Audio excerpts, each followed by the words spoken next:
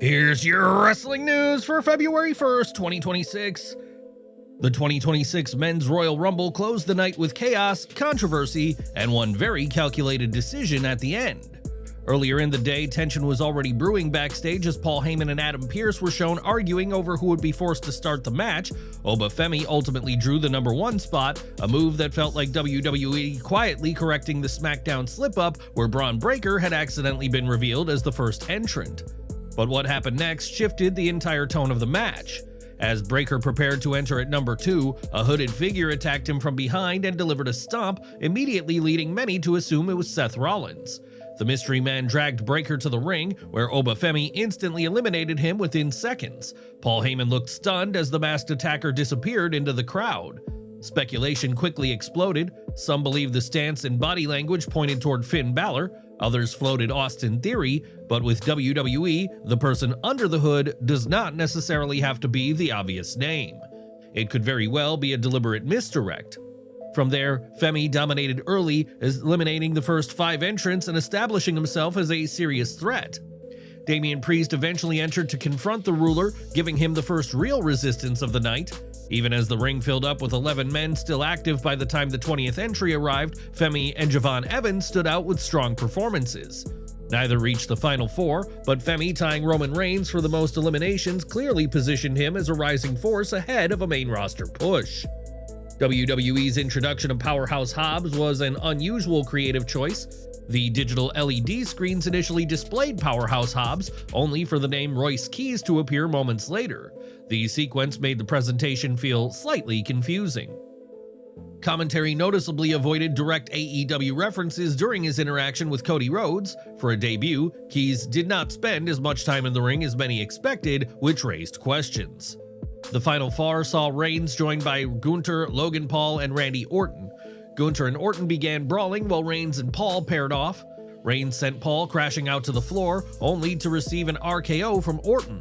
Gunther then eliminated Orton, leaving the Ring General and the Tribal Chief as the final 2. In the end, Reigns overpowered Gunther and secured the WrestleMania 42 title shot. It may not have been the most unpredictable outcome, but it was clearly a strategic one, and that brings us to the reasoning behind WWE's decision. One possibility is that WWE prioritized star power. Reigns remains one of the company's biggest box office attractions, and with WrestleMania 42 set for Las Vegas, securing a proven draw in the main event guarantees mainstream buzz, ticket sales, and global attention. Another possibility is that this victory was about setting up a specific marquee program. His win strongly signals that he'll headline one night of WrestleMania 42, and the direction appears to point toward a singles clash with CM Punk. Last year's triple threat involving Seth Rollins left unfinished business between Reigns and Punk, and a one-on-one encounter now feels like the natural progression. Brock Lesnar's early elimination also sparked discussion and raised its own set of questions. Heading into the Rumble, Lesnar was one of the most anticipated entrants. The Beast Incarnate came to the ring with Paul Heyman, eliminated several competitors, and even had a tense confrontation with Obafemi. However, he was shockingly eliminated during Jey Uso's entrance thanks to the combined efforts of Cody Rhodes and LA Knight. One possibility is that WWE simply did not have long-term plans for Lesnar in this match. His presence added major star power to the lineup, but without a clear WrestleMania direction, keeping him in the match longer may not have served a purpose. Another possibility is that WWE deliberately avoided a Gunther-Lesnar confrontation.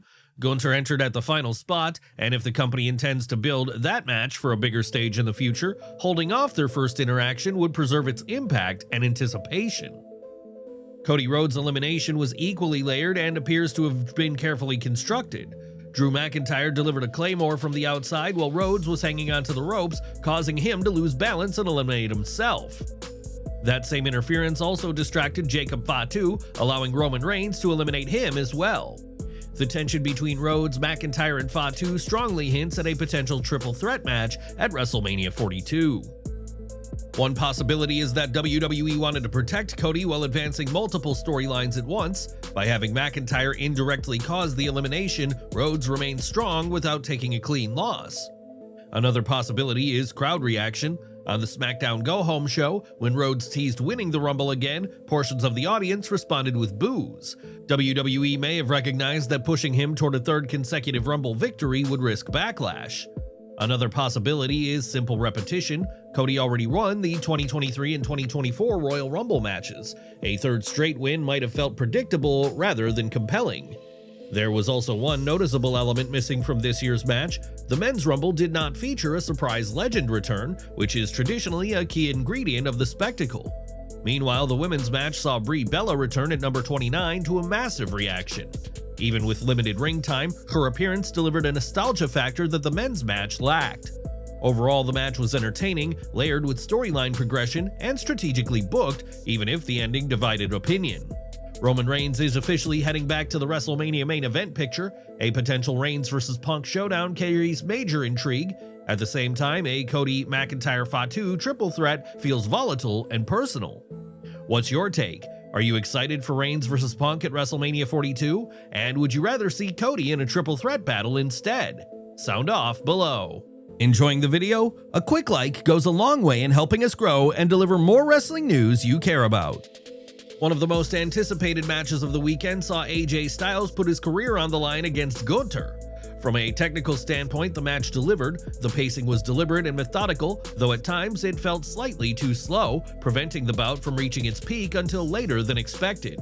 Gunther, often portrayed as one of the most dominant forces on the roster, did an effective job of making Styles look dangerous by selling at key moments. The longer the match went, the stronger it became. Styles was busted open on his arm after being driven into the announce table, adding a layer of realism to the closing stretch. In the final stages, Gunther locked in the sleeper hold and forced a technical knockout.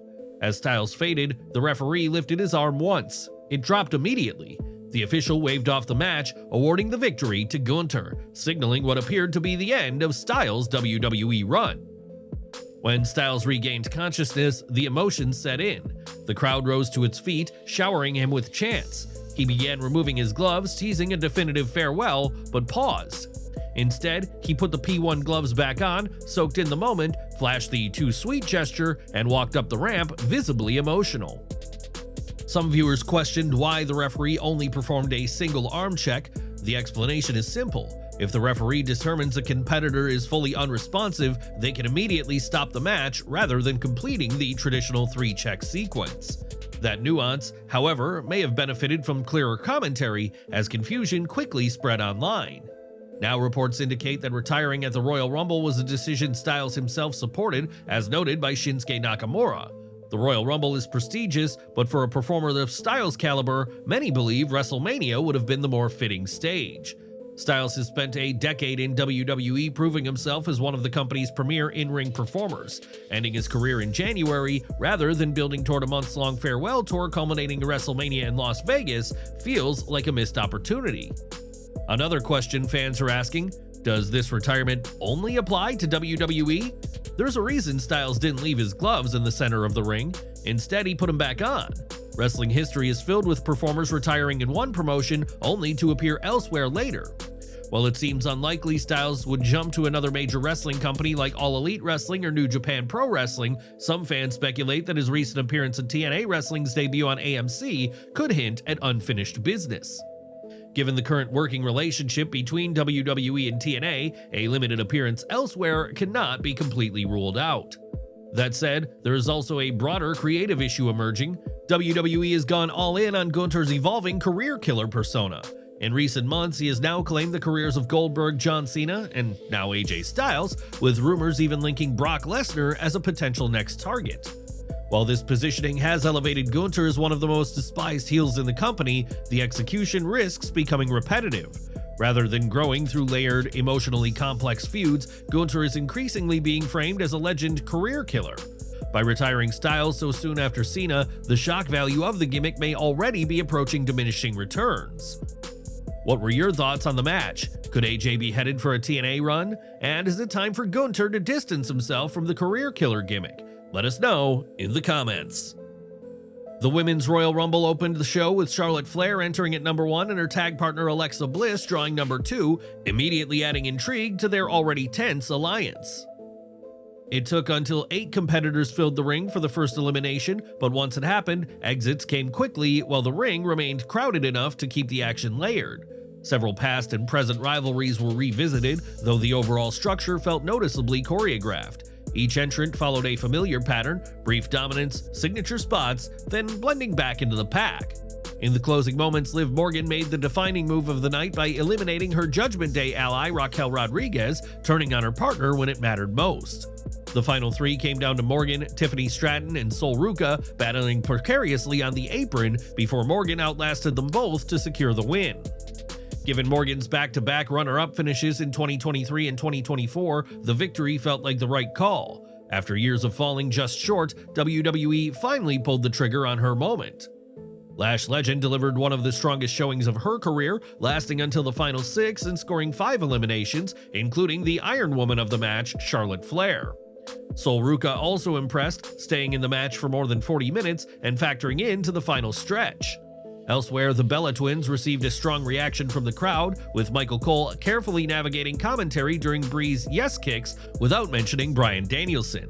Nia Jax even leaned into the crowd heat, hitting a DX crotch chop after chants of "You can't wrestle." Overall, it was a solid Rumble, but not one that will be remembered among the all-time greats. The absence of outside surprises from AAA or TNA wrestling was noticeable, and names like AJ Lee and Bianca Belair were clearly missed, even if circumstances may have prevented their involvement. The match accomplished its primary goal of elevating Morgan, but creatively, it played things relatively safe. Rumors suggest that Stephanie Vaquer could potentially drop the title to Raquel Rodriguez at Elimination Chamber. While nothing has been officially confirmed, the idea circulating is that WWE may be positioning Raquel as a transitional champion. If that scenario plays out, it would set the stage for Liv Morgan to challenge Raquel at WrestleMania 42 for the championship. From a booking standpoint, that path creates a cleaner singles program for Mania while protecting Vaquer from taking a major loss on the grand stage. Did WWE make the right call with Liv Morgan, or should they have gone with a newer breakout name? The undisputed WWE Championship was on the line as Drew McIntyre defended the title against Sami Zayn. Heading into the bout, McIntyre carried an 11-0 record against Zayn, making the challenger an even bigger underdog than usual. Still, these two have strong in-ring chemistry, and there was little doubt the match would deliver from a technical standpoint. Zayn kicked out of multiple claymores, adding drama and preventing the outcome from feeling completely inevitable. While McIntyre ultimately retained, as most expected, there were convincing stretches where Zayn appeared on the verge of pulling off the upset. That uncertainty helped elevate the match beyond a routine title defense. But why did WWE go with this result? Despite Zayn's immense popularity in Saudi Arabia, WWE never appeared ready to take the championship off of McIntyre at the Royal Rumble. The Scottish champion was already positioned in a developing feud involving Cody Rhodes and Jacob Fatu. At the most recent Saturday night's main event, McIntyre even attacked both men, subtly reinforcing that his WrestleMania direction was never meant to center on Zayn long-term. Later in the men's Royal Rumble match, McIntyre directly contributed to the eliminations of both Rhodes and Fatu. McIntyre attacked Rhodes, leading to his elimination. In the chaos, Fatu became distracted, allowing another competitor to eliminate him. The layered tension between the three men strongly suggests WWE is building toward a triple threat match at WrestleMania 42. If that's the direction, Zayn's loss becomes easier to understand. The championship narrative appears to be shifting toward a collision between McIntyre, Rhodes, and Fatu. Another reason is the lack of momentum McIntyre had. McIntyre captured the championship from Rhodes in a chaotic 3 stages of hell match following interference from Fatu. Now, as WrestleMania 42 approaches, WWE clearly wants its champion entering the event with maximum momentum. A decisive win over Zayn in Saudi Arabia accomplishes that goal. It strengthens McIntyre's heel credibility and positions him as a dominant, defending champion heading into the biggest show of the year. All that said, there may have been another purpose behind the match.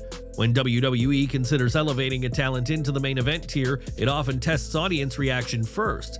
Zayn hasn't been positioned consistently in the world title scene in recent years. This match may have been WWE gauging how strongly fans would rally behind him in that role.